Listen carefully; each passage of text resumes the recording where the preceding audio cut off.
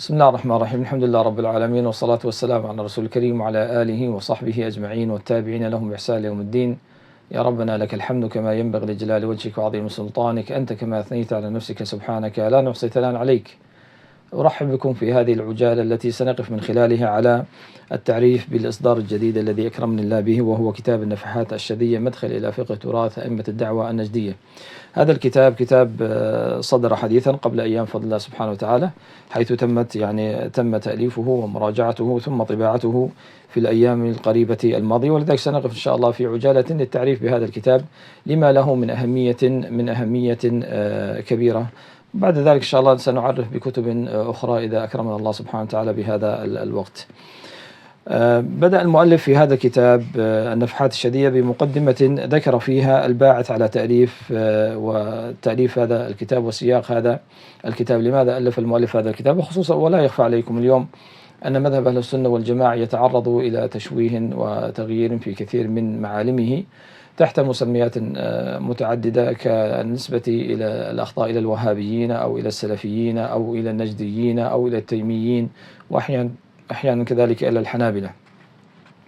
ولذلك يأتي هذا الكتاب في سياق كذلك عدد من المؤلفات التي كتبها أهل العلم في هذا الزمان للذب عن مذهب أهل السنة والجماعة والذب عن هذه التحققات، سواء قلنا أنها تحققات الوهابيين أو غير الوهابيين، لكنها مهمة لطالب العلم حتى يفهم الحق والصواب فيما يجري في هذه الأيام.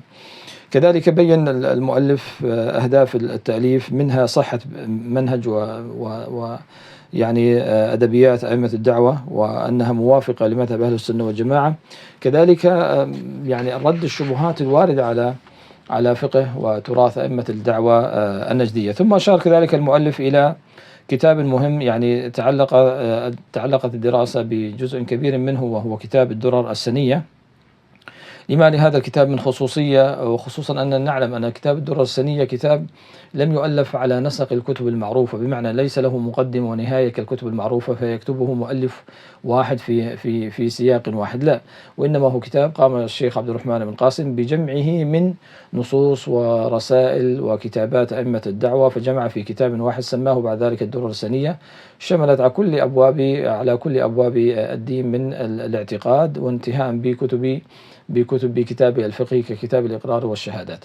فإذا هو كتاب مقطوع السياق، بمعنى أن سياقاته غير ظاهرة، ولذلك جاء هذا الكتاب الذي بين أيدينا النفحات الشذية لإلقاء الضوء على هذه السياقات التي تعين على فهم معاني النصوص الواردة، ثم بعد ذلك تبين صحة المنهج وترد الشبهات الواردة على هذا المنهج.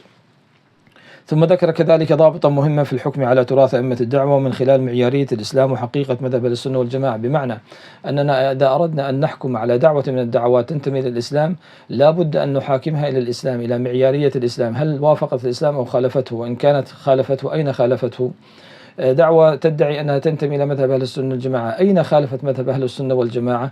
وهنا نتكلم عن مذهب أهل السنة كما هو معروف في التاريخ، مذهب أهل السنة الذي ورثه الناس عن الصحابة والتابعين والأئمة إلى يومنا هذا، لا ما يدعيه الناس اليوم من دخول بعض الفرق البدعية كالأشعرية وغيرها في مذهب أهل السنة والجماعة، وإنما نتكلم عن مذهب أهل السنة عند أهله. هل وافقت هذه الدعوة مذهب أهل السنة، وإن كانت خالفته أين خالفت هذا المذهب؟ ثم ذكر كذلك ضابط مهم في التعامل مع كتاب الدرر السنية، لأن كما ذكرنا كتاب الدرر السنية له خصوصية يختلف فيها عن بقية الكتب، فذكر مجموعة من الضوابط تجدونها في الكتاب كيف نتعامل مع هذا الكتاب، كتاب الدرر السنية. من العناوين المهمة التي ذكرها المؤلف هنا هي سياقات مضامين كتب ومؤلفات أئمة الدعوة. قلنا قبل قليل أن كتاب الدرر السنية الذي جمعه الشيخ عبد الرحمن بن قاسم رحمه الله كتاب لم يظهر السياقات، هو كان جمع نصوص تقريبا في 200 سنة، جمع في كتاب واحد، جمع من إمام الدعوة إلى الأئمة الذين كانوا في عهده والعلماء الذين كانوا في عهده، ولذلك تجد السياقات غير ظاهرة.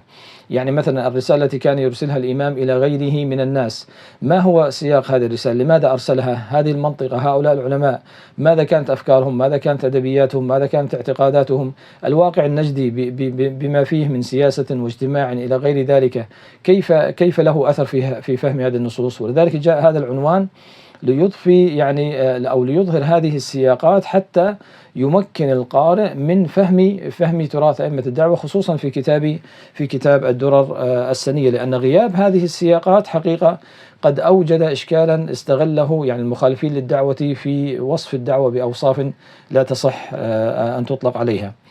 ثم زاد هذا الأمر توضيح في قاعدة مهمة جدا، وهي قاعدة تفيد سواء كان في تراث أئمة الدعوة أو في غيرهم، حتى في التراث الإسلامي عموما، قاعدة في تاريخية المسائل. والمتقرر عند علماء الأصول أن من فقه النص فهم تاريخية النص، فأي نص تريد أن تدرسه لابد أن تدرس تاريخية هذا النص بمعنى الواقع الذي كان هذا النص، لأن فهم النص أو فهم السياق التاريخي للنص أو تاريخية المسألة يعين على فهم المسألة وشرح مضامينها.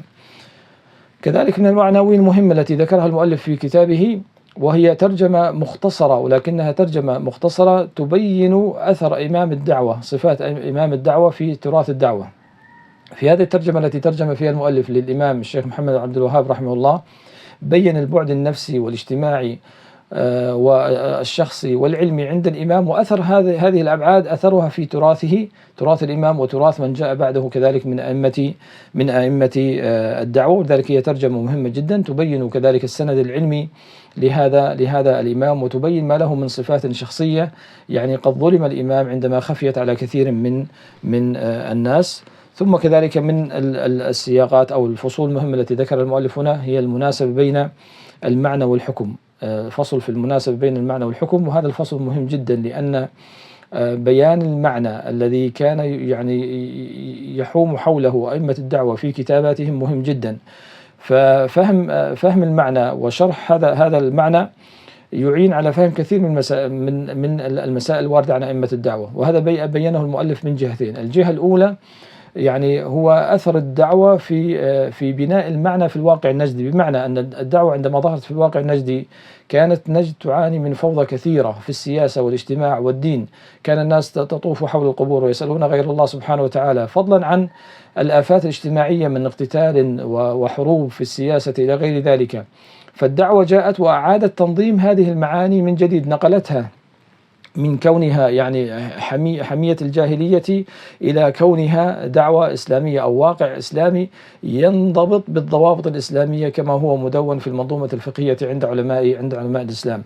ثم كذلك من الجهة الثانية هي بيان الفرق بين المعنى والحكم، وكما تعلمون أن الحكم لا يكون يعني لا نصل إلى الحكم حتى نمر أولا بالمعنى أو المفهوم، ثم بعد ذلك يأتي عندنا المصطلح، ثم بعد ذلك يأتي في آخر شيء في الترتيب عند علماء الأصول هو الحكم.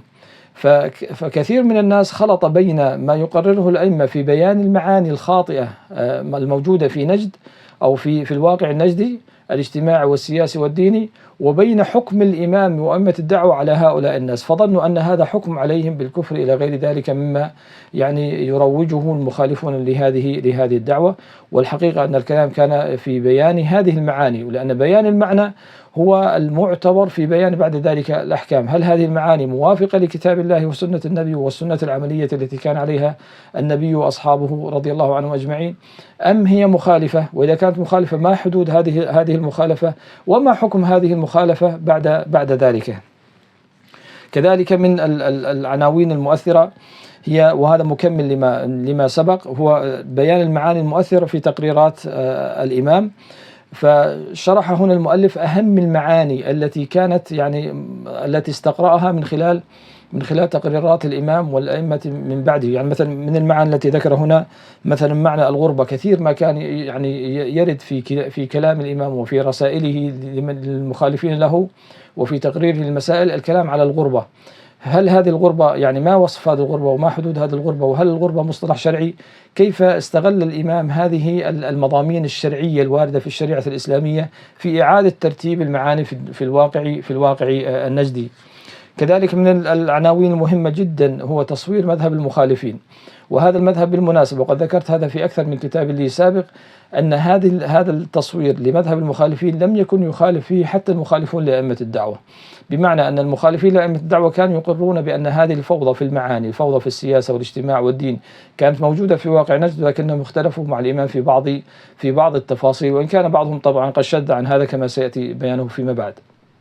ولكن المقصود أن هذه الفوضى أو هذا المذهب للمخالفين كانوا يقرون به، ولم يرد عن أحد منهم نفي ذلك أبدا، وإنما كانوا يقرون به ويختلفون مع الشيخ في أحكام هذه المخالفات. وهنا يأتي الخلاف أصلا بين أهل السنة وغيرهم بناء على الأصول العقدية والعلمية التي يبني عليها كل طرف من هذه الأطراف.